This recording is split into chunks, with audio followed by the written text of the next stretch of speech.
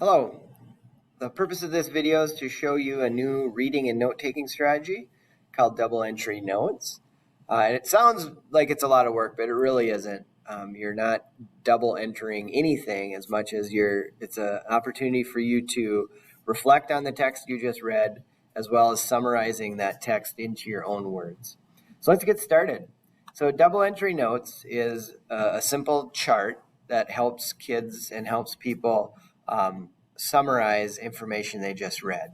So on one side you have keywords, and then on the other side you have an area for yourself to write a summary.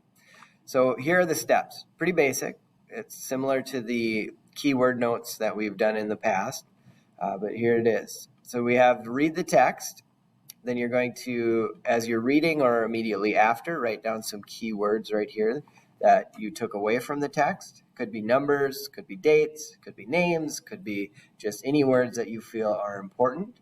And then you're going to use those keywords over in the summary area to write a short summary with details that support your keywords.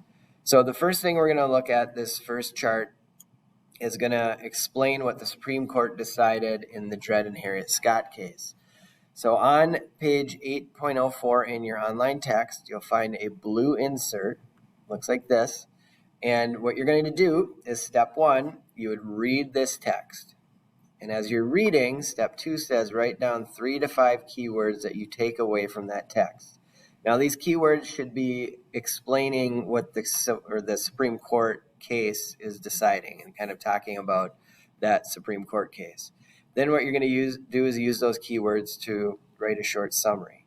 So it might look something like this when you are all finished.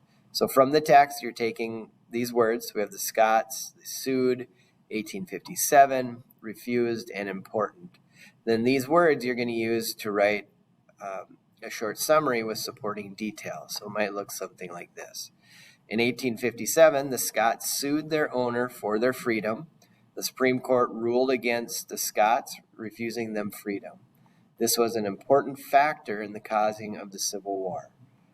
So this short summary essentially explains the Supreme Court decision in the Dred Scott case.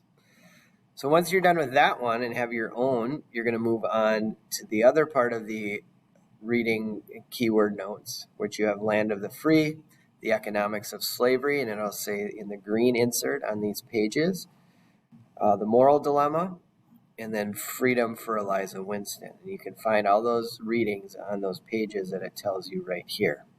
So I hope that helps your understanding on how to use this strategy so you're successful in taking the notes for today. If you have any questions, please reach out. You can email me or come talk to me during class.